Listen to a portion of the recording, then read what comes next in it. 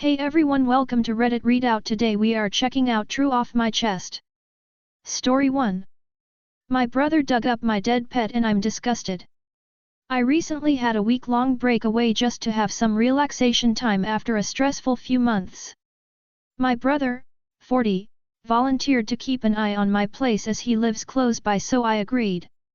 Although we were close as kids, his behavior as an adult caused us to drift apart.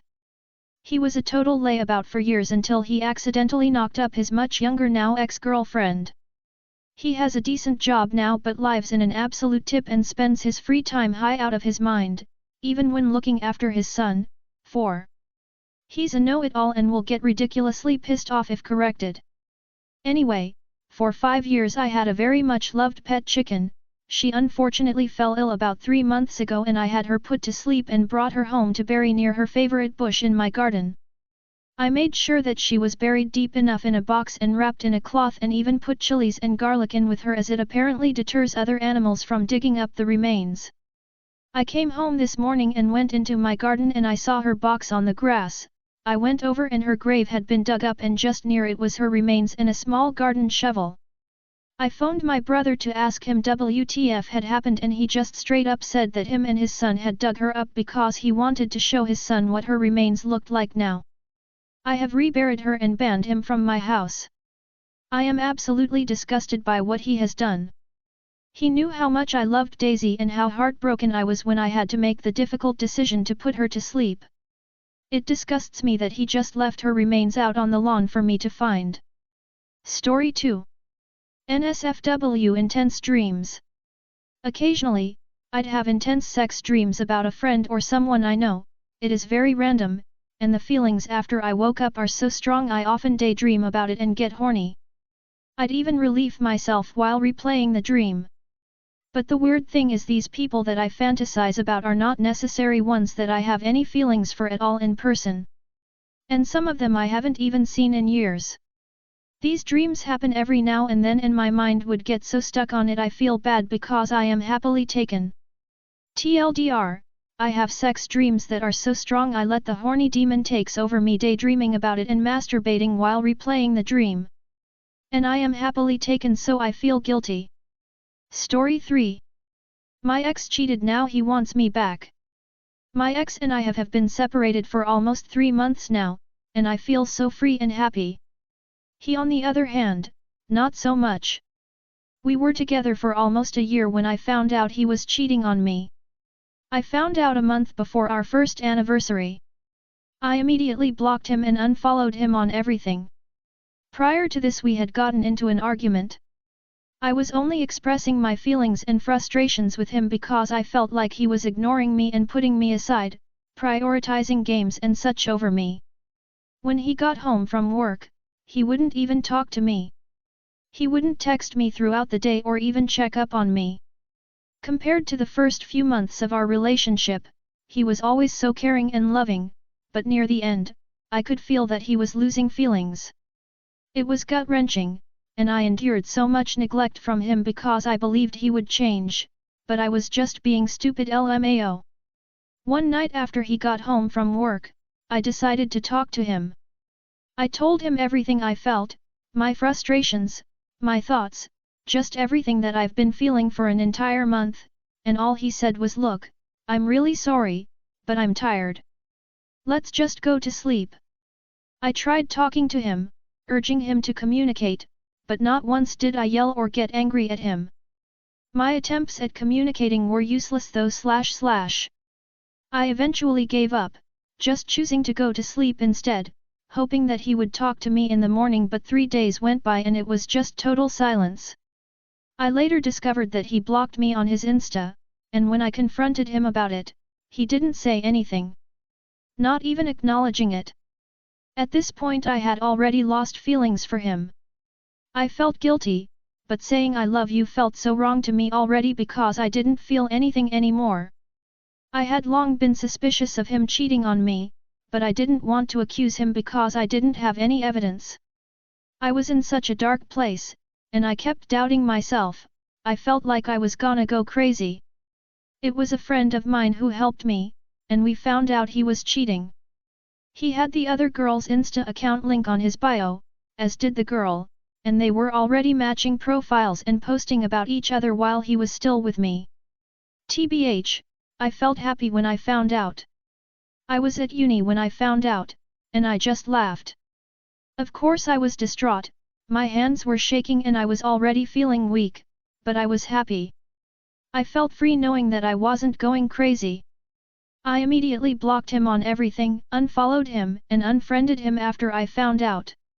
I only left him a message telling him that I found out, that we're over, and that he would never be seeing me again. A few words were exchanged later that night, but I ultimately just blocked him and started moving on. Fast forward to late April, and I see that he messaged me from another account, which I didn't expect. He went on and on about he regretted cheating on me, how he still loved me, how his current girlfriend wasn't like me. He wanted to be with me again, crying in a voice message with repeated apologies.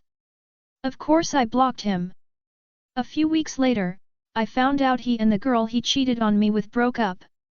He tried reaching out to me through email, crying about being lonely and having no one. As of now he still keeps trying to contact me through email, and I have also already blocked him there. I'm at peace now, I'm already happy and I've completely moved on from him. Just wanted to let this out, hee. Of course I also made my mistakes, I made stupid decisions, but I tried so hard for him, and I held on until God made him do something so nasty to free me from that relationship. Story 4. I've stopped being IDD to buy alcohol and I'm so happy. I am a 28-year-old woman with a baby face. I can pass for 16, if I wear a turtleneck jumper and gloves, because I have 2 full-sleeve tattoos, a chest piece and a tattoo on one of my hands. It seems like now all I have to do is hand over whatever it is I want to buy with my tattooed hand, wear a tank top and bam, legal adult. My country does have a challenge 25 law where they have to check our ID if they think we might be under 25, but I guess I don't now. I actually look like a grown adult, and as a baby-face late 20s person, this is oddly validating. No shade on cashiers for doing their job, but before my hand tattoo I'd have made a really good undercover shopper. Story 5. I love my husband of 16 years. My husband entered the room last night while I was describing a contract I hoped to get with a friend, and without looking at us he just proclaimed that I had it in the bag and walked out. As I sat in bed that night I recalled many similar times he randomly proclaimed my abilities and realized how deeply I love and appreciate his support. He is my biggest supporter and I can't believe it's taken me so long to realize that. Story 6. I'm scared that I'll forever be the pity party or the guy you just wanna hug person. My 22m life after turning into a teenager was pretty brutal. I know most people talk about the kid that was bullied and the weird antics they did to merit that, but I was the target of everyone in school to pick on / make fun of. Whether it was me just sitting in class with a new hoodie just to get called a homeless, insert homophobic slur, or just in the hallway walking to class, getting my bag taken and thrown into the trash. It was hell on earth for me. Luckily I got out of that, graduated, got a stable job and pay my rent like any other Joe. I even have friends. Friends who were not my friend when I was younger and have avidly apologized to me for their actions. I'd like to say I've grown, but I always have that constant back of the brain voice telling me they're friend with you because they pity you. They don't care about you, you just get invited out because they don't want to be mean. No one texted you this Sunday so they must be mad at you. Anything like that. And it's severely affected my romantic and platonic relationships. I get angry with my mother who has helped me through a lot. I can't flirt or ask any women out because I fear it will be talked about to all their friends, just like school, and my life will be ruined if I overstep. I can't even go to bed properly anymore because I'm worried about the next day and I don't want the current day to end. There isn't a lot I can do, I just go to work, go home, maybe play video games or call a friend and say / send the most gooberish sentences just to have a laugh. Then I go to bed and realize I'm not going anywhere at all, no love life, haven't dated since I was 13, and I'm crippling my own social lives. I don't know what to do, and because I needed somewhere to vent, I thought here would be best. Thank you for listening to my sad talk. Story 7. Cheaters really are the scum of the earth. Ex-wife, 37F, cheated with a co-worker who she knew for all of 3 months. Threw away a 10-year relationship and 7 years of marriage. Thank goodness there were no kids involved. After I caught her, she insisted it was only an emotional affair and no sex.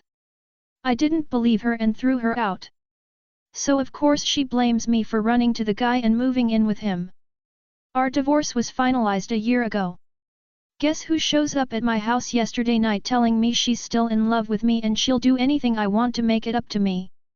Turns out her dream man, who she barely knew, was banging some 19-year-old on the side and has massive debts he hid from her. I told her all I want is her out of my life and to leave because my girlfriend was on her way over and the last thing I needed was her getting there and finding my ex-wife there. Then I told her exactly what I think of her and pulled no punches. So now once again I'm the bad guy. She hurt me, now I hate her so that makes her the victim. What a narcissist. Story 8. I'm the guy friend. My friend blocked me on everything quite recently cause her boyfriend doesn't like me. There was never anything romantically there with her and myself. I've been with my girlfriend for 6 months now. But she was my best friend and I'd have done anything for her. She'd sat with me when I got real low. And I did the same. But I woke up to her having removed me off everything. And I'm certain it was cause her boyfriend didn't like me. I just miss my friend. I tried to be friend with her boyfriend Oswell. I know how people see the guy friend, I've been in his situation before. But I'm still really sad. I saw her as family. And to wake up to that gone breaks my heart. Story 9. I heard a man yelling for help before he died last night. Last night I was watching TV with my window open, just enjoying the breeze. I listened to sirens go by and stop. I thought maybe there was a fire, a car accident, something. I listened to the sprinklers turn on at 9 p.m. It felt like 15 minutes after I heard a man start yelling for help. His voice was so strong and he sounded close by. At his second call it sounded like he'd been cut off, a half cry for help. I put on my slippers and didn't bother putting pants on, just ran out in the cold and listened. For 2, maybe 3 minutes it was silent. Then I heard him again, but he sounded farther this time, weaker maybe.